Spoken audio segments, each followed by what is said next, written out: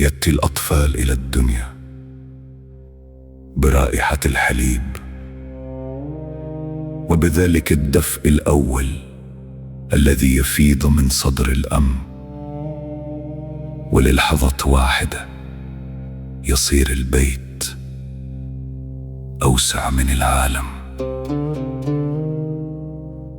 بعضهم يكبر في ظل شجرة ويمتزج اسمه بالتراب، ويتعلم الفصول ويتعلم الريح، وبعضهم يسلم إلى الطريق قبل أن يفتح عينيه، تهدهده العجلة في مهده، وعلى وسادته حجر المنفى.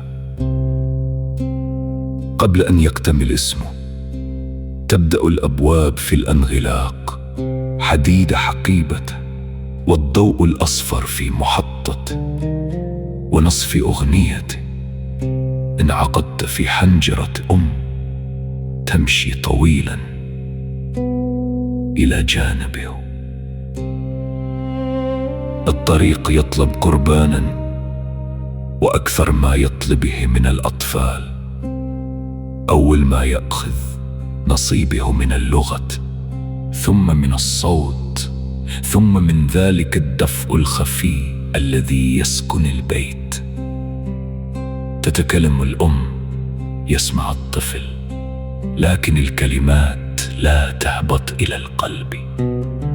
ويذكر الأب اسم مكان فتضبب النوافذ.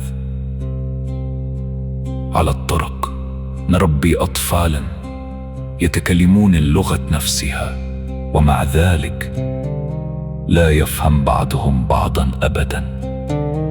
ننادي أسماءهم فيجيء الصوت ولا تجيء روحه، تلمس أيدينا أكتافهم ولا تبلغ قلوبهم.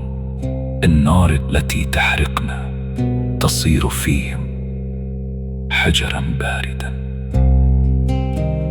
وقد يفقد الإنسان طفله، لا في الموت بل في الأيام نفسها، رويدا رويدا وهو ينظر وهو يصمت. الأطفال الذين يقدمون قربانا للطريق ينشأون بين عالمين، في أحدهما هم غائبون وفي الآخر هم غرباء، لا هم قادرون على العودة ولا على البقاء. وجه منهم يلتفت إلينا، والوجه الآخر إلى زمن بلا اسم. وعلى المائدة نفسها يجلس شكلان من الوحدة، يقسم الخبز نفسه لكن الألم نفسه لا يقسم. تنحني الأم نحو الماضي، وينظر الطفل إلى الأمام، ويصغر الأب ويصمت البيت. الطريق لا يأخذ الطفل وحده، لغة تمضي معه وتهويدة وظل وسكون آخر النهار، والنور الذي خبأته في وجهها سنوات، والأرض جافت في صوت أب لم يكشفها لأحد. الطريق يطلب قربانا، وأكثر ما يطلبه من الأطفال. ثم يأتي يوم في البيت نفسه وفي اللغة نفسها لا يبقى فيه إلا صوتان، لا يبلغ أحدهما الآخر، أحدهما الأم والآخر الطفل، وبينهما العالم.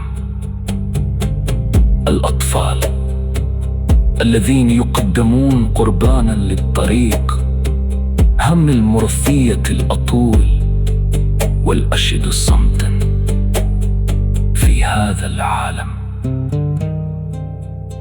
وفي قلب لا يمر شتاء. أطول من هذا.